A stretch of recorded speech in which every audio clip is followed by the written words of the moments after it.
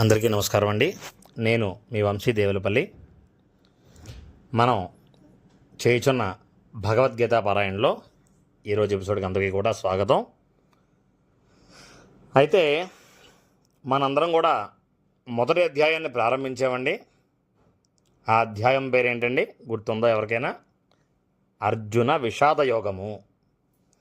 ఈ అధ్యాయంలో నిన్న మనం చివరగా చెప్పుకున్నది ఏంటంటే, ధర్మాన్ని రక్షించడం కోసం, ధర్మాన్ని కాపాడడం కోసం భగవంతుడు లోకములో ఏదో ఒక రూపంలో అవతరిస్తూ ఉంటాడు. ఇది మనకి భగవద్గీతలో 4వ అధ్యాయము 8వ శ్లోకములో చెప్పబడింది. ఆ శ్లోకం ఏంటండి? మనందరికీ చాలా బాగా తెలిసిన శ్లోకము, మనం చాలా సినిమాల్లో కూడా చూసిన శ్లోకము, విన్న శ్లోకం ఇది. పవిత్రాణాయ సాధూనాం వినాశాయ చతుష్కృతాం ధర్మ సంస్థాపనార్థాయ సంభవామి యుగే యుగే. మరొక్క మాట చెప్పుకుందాం ఈ శ్లోకాన్ని. పవిత్రాణాయ సాధూనాం వినాశాయ చతుష్కృతాం ధర్మ సంస్థాపనార్థాయ సంభవామి యుగే యుగే. ఈ శ్లోకంలో మనకి భగవంతుడు చెప్పిన వివరణ ఏమిటంటే, ధర్మరక్షణ కోసం నేను ఈ లోకంలో అవతరిస్తూ ఉంటాను అని చెప్పి ఆయన చెప్పడం జరిగిందండి. అయితే మనం చెప్పుకున్న మొదటి శ్లోకం ఏదైతే ఉందో, మనం ముందు అధ్యాయంలో చెప్పుకున్నాం కదా మొదటి శ్లోకము, దాని యొక్క వివరణ, దాంట్లో సూచించబడిన పేర్లు వివరంగా మనం తెలుసుకుందామండి. ముందుగా కురుక్షేత్రము, మహాభారత యుద్ధము జరిగిన కురుక్షేత్రము గొప్ప పుణ్యక్షేత్రము. ఈ మహాభారతము యుద్ధం ఎక్కడైతే జరిగినదో ఆ కురుక్షేత్రము గొప్ప పుణ్యక్షేత్రం అండి. ఇది సరస్వతీ నదికి దక్షిణ భాగమున, దృషద్వితీ నదికి ఉత్తర భాగమున ఉన్నది. సౌత్ ఆఫ్ సరస్వతీ రివర్, అలాగే నార్త్ ఆఫ్ దృషద్వతీ రివర్. దృషద్వతి అనే నదికి ఉత్తర భాగాన, సరస్వతీ నదికి దక్షిణ భాగాన ఈ యొక్క కురుక్షేత్రం అనే స్థలం అనేది ఉన్నదండి. మహాభారతంలోని అరణ్య పర్వంలోని 83వ అధ్యాయంలోను, శల్య పర్వంలోని 53వ అధ్యాయంలోను కురుక్షేత్ర మహాత్మ్యం విశేషముగా వర్ణించబడినది. మనకి మహాభారతంలో 83వ అధ్యాయంలో, అరణ్య పర్వంలో 83వ అధ్యాయంలో, అలాగే శల్య పర్వంలో 53వ అధ్యాయంలో ఈ కురుక్షేత్రం యొక్క గొప్పదనము, విశిష్టత, మహత్యము అన్నీ కూడా బాగా విశేషముగా వర్ణించబడ్డాయిటండి.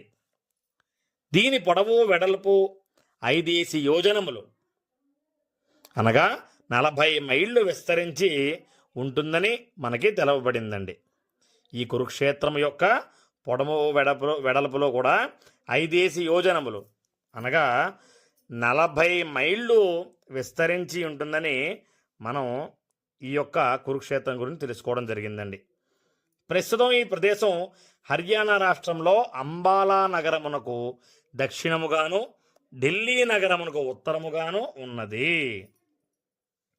ఈ యొక్క కురుక్షేత్రం అనే ప్లేసు హర్యానా రాష్ట్రంలో అంబాలా నగరానికి దక్షిణంగాను, ఢిల్లీ నగరానికి ఉత్తరంగాను ఉన్నది.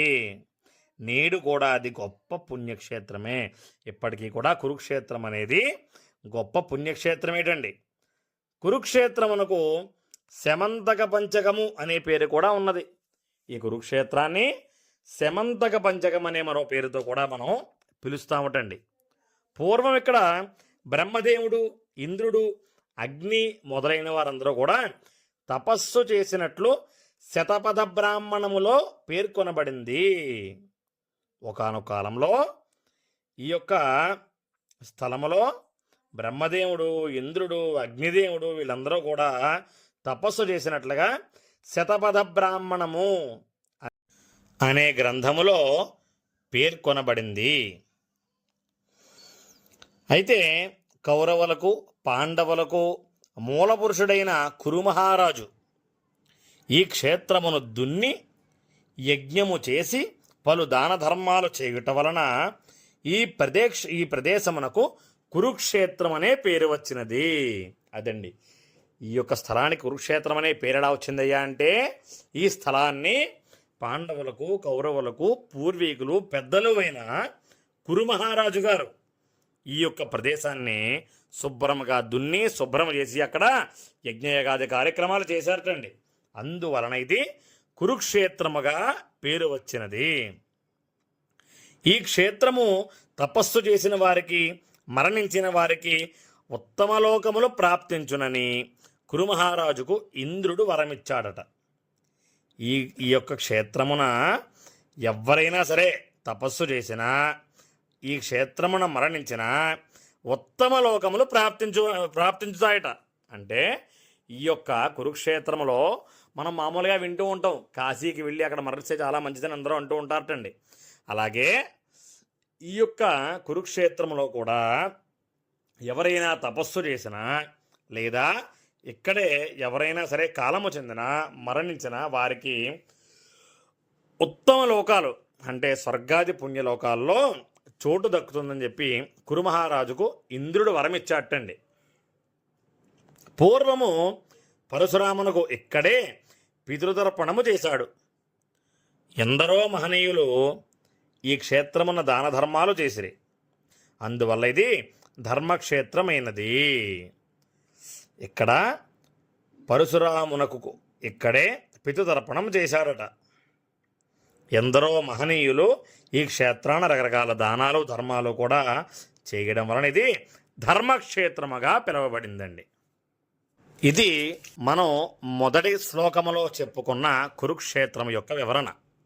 ఇప్పుడు అదే శ్లోకంలో మనం విన్న మరొక పేరు ధృతరాష్ట్రుడు. ఎందుకంటే ఈ శ్లోకాన్ని చెప్పింది ధృతరాష్ట్రుల వారే కదండి. కావున ధృతరాష్ట్రుడు అంటే ఎవరో తెలుసుకుందాం. ధృతరాష్ట్రుడు దుర్యోధనుడు మొదలైన 9 కౌరవులకు తండ్రి. కౌరవులందరికీ తండ్రి ధృతరాష్ట్రుల వారు. ధృతరాష్ట్రుడు అంటే రాష్ట్రము ధరించినవాడని అర్థము. రాష్ట్రాన్ని ధరించినవాడు అని అర్థమండి. తనది కాని రాష్ట్రమును తనదని భావించిన వాడే ధృతరాష్ట్రుడు. తనది కాని రాష్ట్రాన్ని తనదని భావించాడండి ఆయన. ఈ ప్రపంచము, దేహము, ఇంద్రియములు, మనస్సు, బుద్ధి మొదలైనవి అశాశ్వతములు. ఆత్మ ఒక్కటే శాశ్వతము. ఆత్మ ఒక్కటే తాను గాని మిగిలిన దేహాదులు తనవి కావు. అజ్ఞానిటండి తనవి కాని ఆత్మేతరమైన దేహాదులు తనవిగా భావించి వాటిపై మమకారము, అహంకారము కలిగి ఉంటున్నాడు. అజ్ఞానాంధకారంలో మృగ్గుతున్న వారందరూ కూడా ధృతరాష్ట్రులే. ఈ గీతా పారాయణ వలన కానీ, గీత వినడం వలన కానీ ఆ అజ్ఞానాంధకారం నుండి తొలగించుకొని విజ్ఞానులుగా మారుట ప్రతివారి కర్తవ్యము. అంటే బయట ఉన్న వస్తువులు కానీ, స్థలాలు కానీ ఇవేవీ కూడా ఎవరి సొంతము కాదు, ఎవరి శాశ్వతము కూడా కాదు. కేవలము ఆత్మ మాత్రమే మానవుడి శాశ్వతము. కాబట్టి వీటిపై కూడా మమకారము కలిగి, వీటిపై కూడా స్వార్థ బుద్ధితో ఉండకూడదు. అలాంటి అజ్ఞానాంధకారంలోంచి బయటికి రావాలంటే ఇటువంటి గీతా పారాయణ కానీ, గీతని వినడము కానీ చేస్తూ ఉండాలి. అలా చేసి అజ్ఞానులందరూ విజ్ఞానులుగా మారాలనేదే లక్ష్యము, ఈ గీత యొక్క ముఖ్య ఉద్దేశము అని చెప్పి మనకి చెప్పడం జరిగిందండి. మరి ఈరోజు ఎపిసోడ్లో ఇంతటితో సెలవిద్దాము. మొదటి శ్లోకంలో కురుక్షేత్రం గురించి, ధృతరాష్ట్రుల వారి గురించి మనం తెలుసుకోవడం జరిగిందండి. ఉంటానండి. జై శ్రీకృష్ణ. నా యొక్క వివరణ మీకు నచ్చినట్లయితే మీరు లైక్, షేర్, కామెంట్ అలాగే సబ్స్క్రైబ్ రూపంలో నాకు తెలియజేయండి.